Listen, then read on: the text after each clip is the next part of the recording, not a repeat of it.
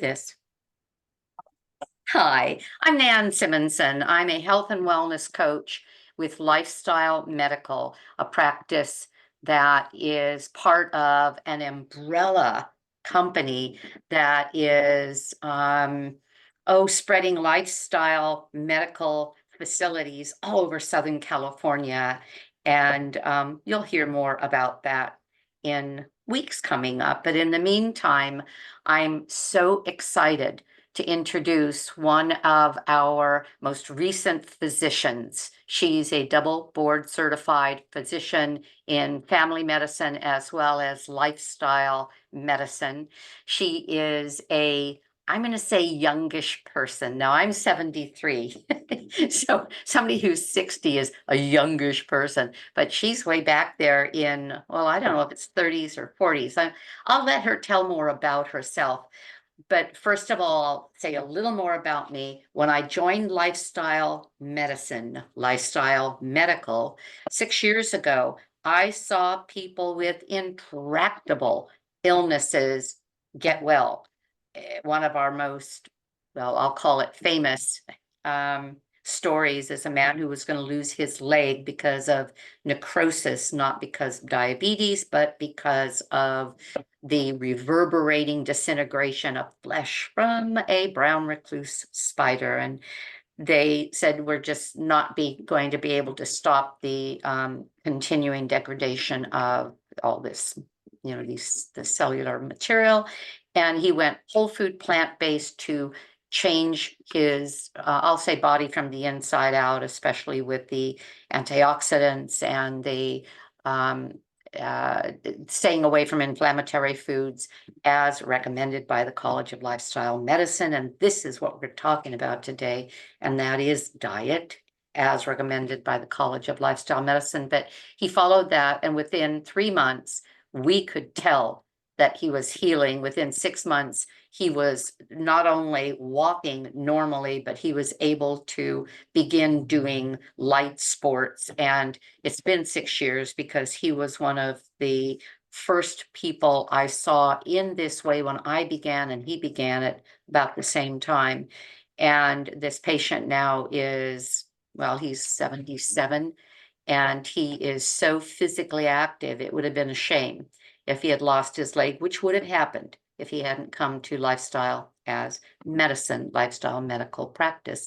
And so I wrote this book a few years after joining, with powerfully being an acronym for the 6 pillars of medicine recommended by the College of Lifestyle Medicine, and then a few others that I had seen in commonality with recovery, radical recoveries, as well as maintaining health under adverse circumstances. And those were the other pillars that I wrote about. So that's who I am, coach and author. And I want to recommend or introduce to you, again, our newest, been with us a year, family medicine and lifestyle as medicine physician, and her name is Melinda Steele. She's sitting there the whole time thinking, Nan, will you get with it? And you're looking at her thinking, just say it, Nan. That's how things go around here. I'm sorry. So Melinda, tell them a little about yourself before you joined Lifestyle as Medicine, because you'd been practicing for well over a decade. So tell us about it and how you ended up here. Sure. Well, thank you, Nan, first for having me here and being the epitome of aging powerfully. I'm just in awe of you. So thank you for meeting today. Yeah, so I finished medical school in 2009 and joined one of the biggest organizations for primary care and care in general in Northern California. And I just tried to be the best doctor that I could be. And the more and more I tried, or the harder I tried, people unfortunately just kept coming back with more problems. Like pre-diabetes would become diabetes, or hypertension would require 1, okay, 2, oh, now 3 medicines to treat. And after, a decade of doing this, I had to do a gut check and think, well, what else what am I missing here? How can I actually help people a little bit better than this? And so for me, I knew that my personal knowledge gap was in nutrition, because like many other physicians, we don't learn this in medical school. And so that's when my journey down this rabbit hole began. I did the Cornell program for nutrition and medicine, and that completely opened my world to just how powerful and impactful nutrition, especially, but highlighting health can be. And so that led me to the ACLM and getting certified in that. And then I had all this knowledge, but I still myself was a little bit gun shy to be in the kitchen. I just had really no culinary skills at all of my own. And so then I said, okay, well, there's another weakness that I need to strengthen. So I got culinary certified through the Ruby plant-based program. So now I can make food that actually tastes a little bit decent. My kids will eat it at least. And so, yeah, I feel like it's just helps me tremendously. Definitely as a mom of 3 little kids, but also, day to day in my practice as well. So you are a revolutionary kind of a woman in that you went to medical school, but that wasn't the be all end all of who you were, where you were going, and what you were going to be. You also became a wife and mother, and you have 3 children. I'm about to post, or I'll give a link in this video to a video that Melinda did, very quick, very delicious soup that can be done in moments. And she has this little teeny, it's funny because you don't know where it's coming from at first. This little teeny hand reaches into the Instapot, it hadn't been put on, and grabs out a little carrot or a pea from the pot that she had just put in for this rather instant soup. And it was her youngest child. So why don't you tell us a little bit about your journey in that way? Because you were able to, some people say, oh, you have it all, and you do. And yet there's no having it all without some sacrifice. So, but how did you manage? Because what we're going to talk about today, primarily, people, is food as medicine, whole food, plant-based, nutritional lifestyle um, uh, ideas, but not just for someone like me who doesn't have young children, who isn't working full time, um, and has more time in my life, but somebody that has a busy, active family, and yet the determination to eat the way she has chosen to. Tell what that means, define that. So tell again how you went through these transitions, still stayed true to your determination to raise a family, do it well, still become a doctor, and then still feed them the way you believe we should eat. Take it away. Oh goodness, yeah, that's quite a question. You know, I don't try to be perfect. I think that's how I do it. Yeah, I think I've tried to do that in the past, and it just you don't have a recipe for perfection without adding guilt and shame and disappointment into the mix. And so for me, I don't aim for perfection. I aim for systems of improvement and setting my systems up so that I can be successful. Because at the end of the day, I don't want to have to rely on willpower in order to be able to live healthy. I want it to just be in place. So that's how I do it. I don't get it right every day, every time. Absolutely not. And that's also okay. You'll see in my cooking video that I made it as fast as I possibly could, knowing that I cut a bunch of corners. And a lot of people will be, ooh, she used, minced garlic instead of mincing it herself. Or absolutely I did, because my most valuable currencies at this point are time and health. And I have to balance those. Yeah, I cut corners when I can. I use frozen veggies when I can. I use my Instapot almost every day. I love that thing. And it really is just setting up my system. So it's a no-brainer for me. So in lifestyle medicine, or with lifestyle medicine, the College of Lifestyle Medicine, ACLM, American College of Lifestyle Medicine, recommends a whole food plant-based diet. Do you want to talk about that and talk about your adoption of that, when and how, and why don't you answer that question, since I outed myself at 73? Are you in your 30s or are you in your 40s? I don't. Almost. I'm almost 40. My birthday will be in October. Oh my gosh, So I that is, know I'm looking listen to forward me, to people. 40. Yeah, as I say to her, that is so sweet. Because for somebody my age, that seems so young and yet so incredibly accomplished. You've done so much. So talk about that. Talk about how and when you decided that lifestyle medicine made sense. You alluded to that. You were seeing that patients weren't getting better. And then what you expect in terms of your own family's dietary practices. And then you can talk about how you make all that happen, because I love that you adhere to that well. And as you said, maybe not perfectly, but chopped garlic's a good thing. As a matter of fact, you can get it at Trader Joe's, a whole bunch of it for $3 or something like that. And it's a lot easier than slicing it up, and it's not processed, it's garlic chopped. And even if it were minimally processed, like let's say tofu, that's still nothing added, nothing taken away. It's simply cooked and then slightly fermented. Talk about that then.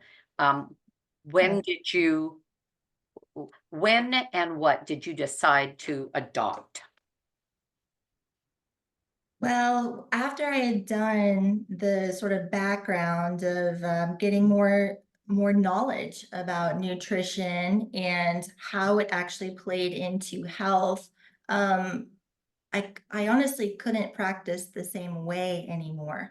I had to at least, yeah, at least throw in some tip or give some suggestion or help build some action plan for, okay, what are you going to do to feel better? And so I won't forget a patient that I had. Oh goodness, it must have been 6 years ago at this point. He was new on my panel. His prior physician wasn't practicing there anymore. And I kept calling to try and get him in. When my assistant did, kept calling to try and get him in, and he was hiding from me. And so he finally came in to meet, this new doctor. And he had type 2 diabetes with A1C of over 10. And he's like, I didn't want to come in because I do not want to take medication. And my training said, why not? You need to take metformin, you need to do this. But then I didn't say that. I said, okay, let's try to empower you to do something about it then. But keeping your head buried in the sand about it isn't the solution. You need to actually do something. What can we do? And so we talked about very specific actionable steps. He went whole food plant-based, he got his 10,000 steps. And it didn't take 3 months. It took about 2 months for his A1C to drop in the sevens. And so he just kept going.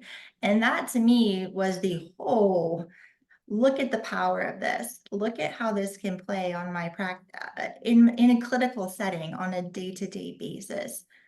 I need to practice this way. Mm-hmm. And so that's eventually how I ended up working here. It's at Lifestyle Medical. That's how I met the fabulous Nan. We are going to be rebranding pretty soon to, I'll just say it, we're going to be rebranding to Blue Zones Health pretty soon. And there's going to be a lot of exciting details about that. I'm very much looking forward to that. But yeah, it's a dream come true to be able to practice not just managing disease, but aiming higher, aiming for prevention and restoration of health. Mhm. So that's what I do on my work basis. And then at home, yeah, I try to just honestly make it as simple as possible. I have 3 young kids. They're 8, 7, and 2. And yeah, I just try to make it fun. So I include them in the process of, hey, let's go grocery shopping. What do you want to eat this week? And help them plan out meals. Um, I will always let them pick whatever berries or fruits they want to try. And especially if they like a certain thing, then I try to get it also in a different color, so they're more exposed to variety. Although, like, if they like red grapes, you know, you can also get green grapes. So it's variety, but they're still grapes. So those little mind games, I guess I do, they work very well. And then, yeah, as you'll see in the video, they like to help me cook. So they'll come up, they'll just climb up on their stool and be like, all right, what are we making today? And yeah, my daughter, she'll cut vegetables or fruits, and then even on the cutting board, she'll do a little art design, or, you know, make a little shape out of it. So yeah, I try to just make it very fun and engaging for them. Thankfully, they're not super picky eaters. I I don't know. They don't have much of a choice in my house to be picky, but it's all right. If they don't like it, that's fine. But they know that they need to try it first. And you know, oh, I also changed the names of things. In the morning we'll have oatmeal, but I don't just call it oatmeal. It's super berry oats. So I just take steel cut oatmeal and sprinkle some chia seeds on top. And I actually just put it in the microwave. And while it's microwaving, I'm like getting ready for work and getting the kids going. And then after it comes out of the microwave, they'll get the frozen berry mix out of the freezer. They'll pick which berries they want and pour them in. And so then there's our breakfast, super berry for all. So, you know, it's things like that, that again, the system in place so that it just makes it easy. Well, this is summertime. We're actually speaking in the middle of July, almost the middle. And all of the children are out of school, right? Are the 2 older ones girls and the baby a boy? Right. Okay. And during the school year, are they eating at school, or do you send a lunch with them? Yeah, so that's a great question, because we all know the offerings at school, they can be very hit or miss, and I'm being generous by saying that. You know, I give them the option. You know, I usually help them pack lunch. I, I have them pack their own lunches most of the time, and I supervise it. Okay, tell us about that, because there are times where parents don't recognize the amount of contributions that children can make in the kitchen. For example, packing their own lunches. Um, how do you make that happen? How do you help that happen so that they could do it? And when did they start? Mhm. So we started, oh goodness, maybe when they were 2 or 3 and they had to go to preschool when I was working. Yeah, on usually the weekend, Saturday or Sunday, we would make lunches together, and we would just make 5 peanut butter sandwiches or whatever it was. Get the whole wheat bread, get the nut butter, mash some berries, put that on, or get a jam that you like, and then put them in the freezer. And so then when the day comes, they can just pull their sandwich out. It's gonna thaw. It thaws by lunchtime, so that's lucky. But yeah, so I just bulk cook with them and plan. So I have to be honest, you know, if they want to have school lunch, I'm like, okay, great. I will let them do that because I want them to use their own skills and have those skills to know what's healthy and what's not healthy and use their own judgment. So I don't tisk if they've had school lunch. But I do make sure that they've had their healthy breakfast and their healthy dinner. So, you know, I'm getting them the whole food plant-based nourishment most of the time. I love what you said about a peanut butter sandwich. I have no idea why I never thought about freezing, making in advance, and freezing peanut butter sandwiches.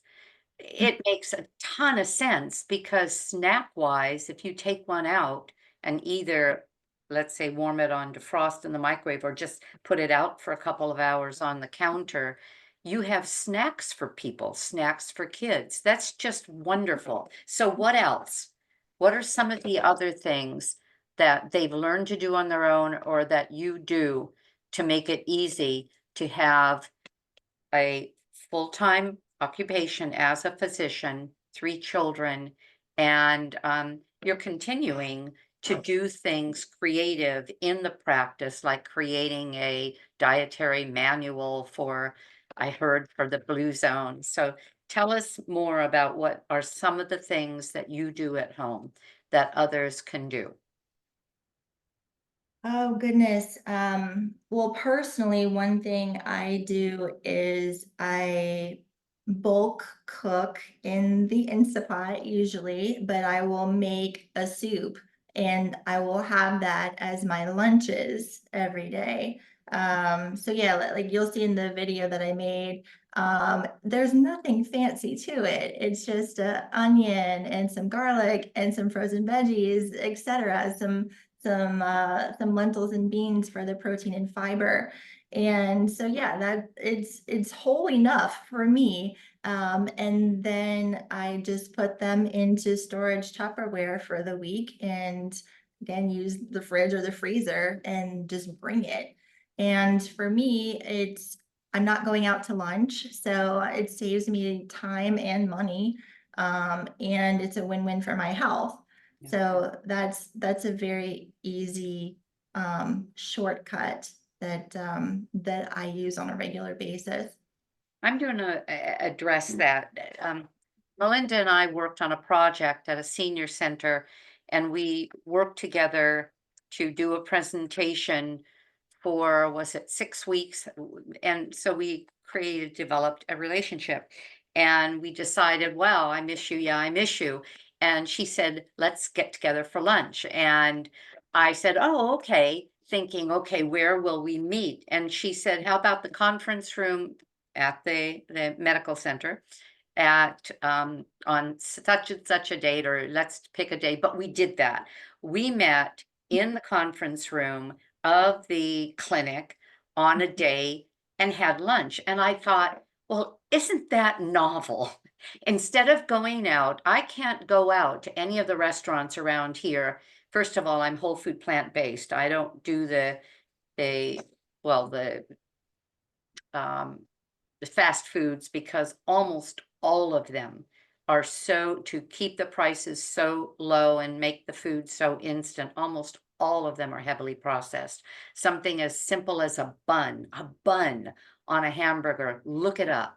Look up McDonald's bun, numbers of ingredients in McDonald's buns, Jack in the Box buns, Arby's buns. The bread alone has anywhere from 20 to 30 items. Bread doesn't have 30 items. It doesn't have 20. It has maybe 4 or 5. Your yeast, your water, your flour, and your yeast, water, flour, maybe some salt. But that just means it's highly processed. And so I'll get back to my point, and that is that I can't go to many restaurants in the area and get the kind of food I want. Low fat, low salt, lots of veggies, plenty of healthy, lean protein, which is what? beans and legumes and seeds and nuts and grains, without it costing $20, $25. The $18 meal, the $16 meal with a drink and a tip is going to be into the 20s. And it was so nice to sit and have a conversation, eat our own food. She brought a beautiful soup, and it may have been this one. She brought a beautiful soup, her bowl of soup, and the microwave was right there. And I brought, I don't remember what I made. Oh, I made a wrap.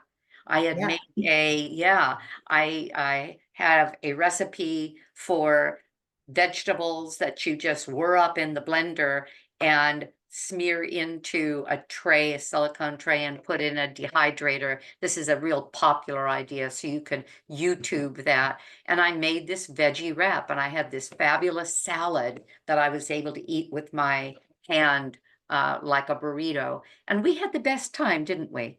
Yeah, Yeah. absolutely. And not only that, you fed me, which was fabulous. I got to try your Mhm. soy yogurt that you had made, and oh my gosh, it was perfection. Mhm. So if anybody has not seen Nan's video on the soy yogurt, then Yeah. please check that out. And Yeah. then also this lentil, you had made a lentil bread. Yeah. Um, Yeah. A that- flatbread. yeah. And it was just lentils and water and some seasonings that one could leave out if one wanted to. But you know, seasonings are healthy. The onion, the garlic, the ginger, the turmeric, all those spices really have a lot of polyphenols. So you want to spice things up. Yeah, I forgot that I brought those. That was fun too. Yeah, well, I thought it was the perfect example of people trying their best, right? So you're whole food plant-based and you have a little extra time to be creative in the kitchen and make these wonderful things. And here's me just really just slopping together what I can and whipping it up as fast as I can and still being as whole food plant-based as I can.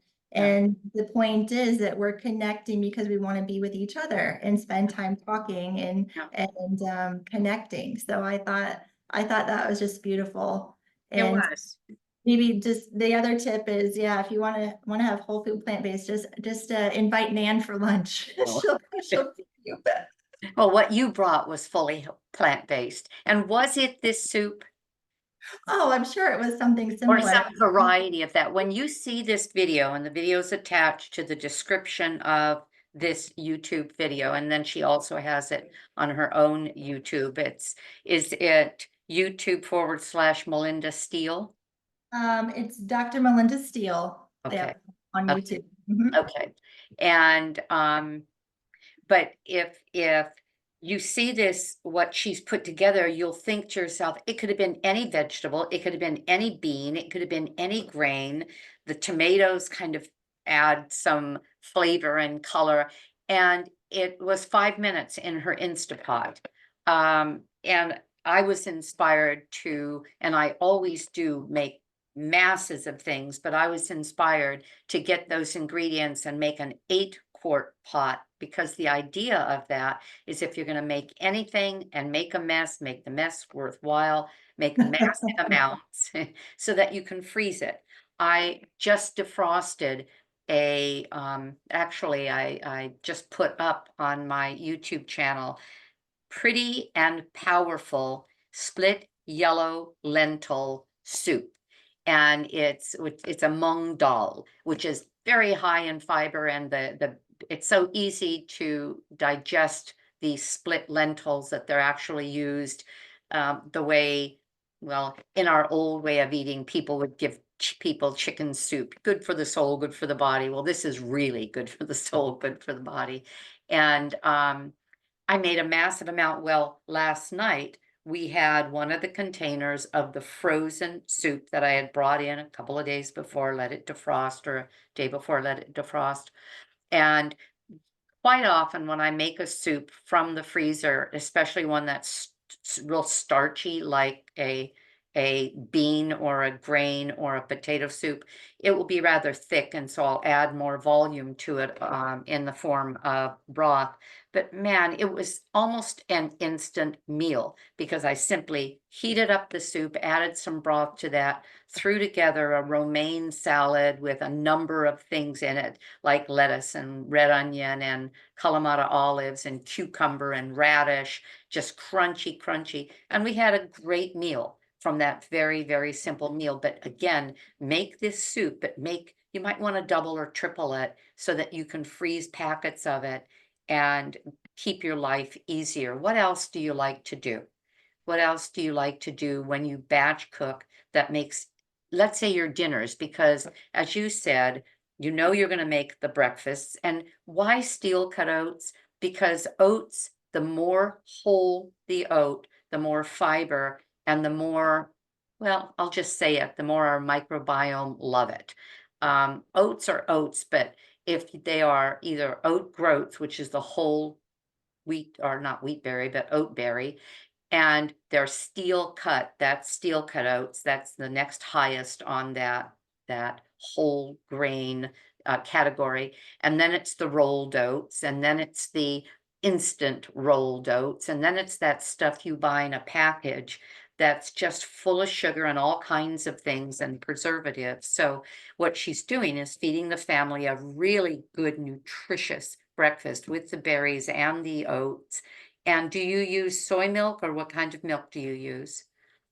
I don't use any milk usually in it. I just put Just water water? in and Okay. some chia seeds, a little extra water if I'm putting chia seeds Yeah, in. yeah, isn't that true? And chia seeds are loaded with not only fiber and protein, but also your omega-3 fatty acids. Yay.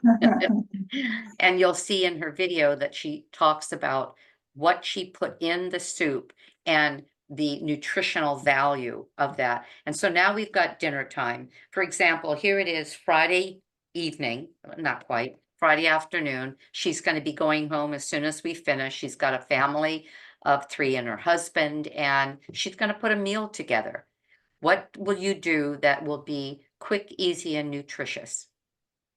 Oh, so tonight I'm hoping my husband cooks. So we'll see what I get when I come Nice. home. There's no promises for tonight. But yeah, usually during the week, either Saturday or usually Sunday, I will batch cook some brown rice. And again, I'm doing brown instead of white, so I have the extra nutrients and the fiber. Yeah, so I'll batch cook that and then I'll just put it in the fridge.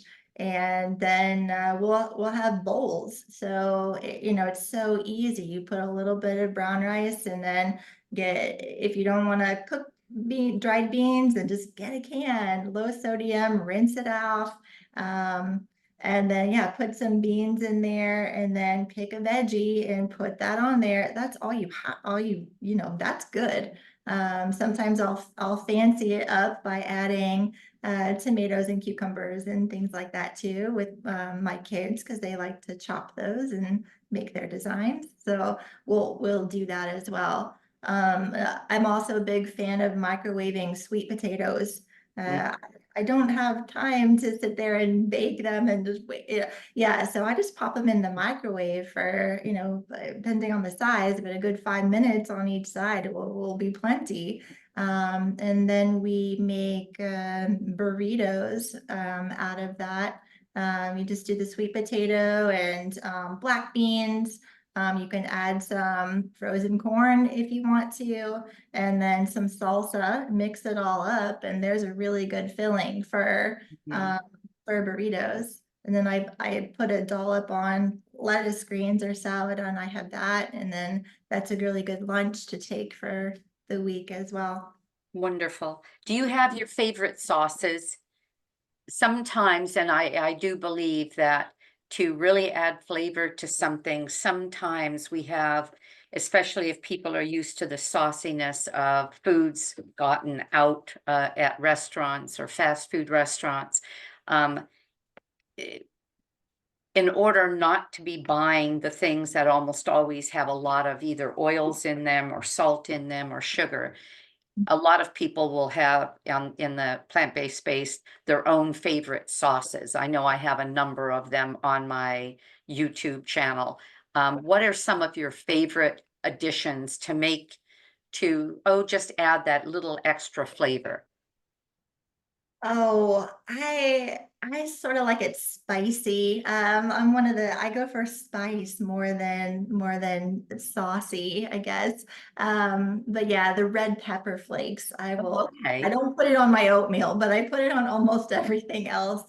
And will the kids eat that? No, they will Oh, not. okay, Just for okay. me. Yeah, so I use that. I like the umami powder. I think that's a good addition. Let's see. I've been getting into za'atar lately. So like, another easy one is like a piece of sourdough toast. If you do toast, sourdough toast, put some avocado on there, and then I put some of my red pepper flakes, but also sprinkle some za'atar on top, and it's just so delicious and really, really quick. And Um, I'll ask the audience, the group, have you tried sitar? It's a spice mix. It's a Middle Eastern spice mix. It could be a Persian spice mix, and there's thyme in it, and I want to say there's coriander in it, and an interesting spice blend. There might even be cardamom in it, but interesting stuff. A little different than something like an Italian spice blend or herbs de Provence, and it is delicious. You're right, it's just delicious. It adds a lot of flavor. Okay, so you can spice it up. You don't have to sauce it up. I like that. that's usually my Okay, my go-to. okay, all right. Is there anything else you want people to know about a whole food, plant-based lifestyle as a busy person, as a person who has a lot of obligations that can make it easy and something that they can stay with? It doesn't have to be fancy. It just has to be good enough. Oh, there you go. So you don't collect the recipes and do all of these creative um, uh, things that we see uh, to try to emulate food as we've known it before. You just eat the food as it is, whole food, plant-based, uh, batch cooked, combined, seasoned, and delicious. And your kids like that too. It works for now, so I Yeah. hope to have more time, and I will continue to stay curious so I can grow my repertoire. But for right now, it's getting it done. Okay, all right. Well, if you have any questions, just write on the comment. And Dr. Melinda Steele, if you'd like to know more about our practice, lifestyle medicine, and now soon, Blue Zone, is it called Blue Zone Medicine or? Health. Blue Zone Health. You can call our office. Do you know the office number? I don't know it at the top of my head, and ask for Dr. Steele or ask to see her. The telemedicine opportunities have become a very well established way to see medical experts all over the United States. Do you have restrictions on that, or can you see people in a number of other states? Oh, so for right now, it's just in California. Okay, But okay, hopefully it's in the works for that to be expanding okay, soon. okay. So All more to right. come. But you can do telemedicine with anybody who is in California. Mhm. Okay, okay. And do you have that number? So I will post a business card so you Okay, can see it at the okay. end. And I'll put it in the description as well. I don't call there without simply hitting the button, and that's as much as I pay attention to what the number actually is. All right. Is there anything that you wanted to conclude with, Melinda? Just thank you for being fabulous and so inspirational. And yeah, thanks for your time today. Thank you. Thank you.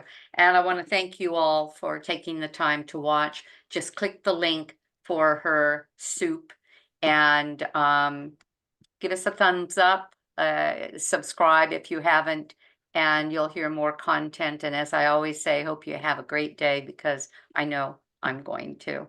Bye, Melinda, and bye to all of you. Hold on, Melinda. All right, and bye to all of you.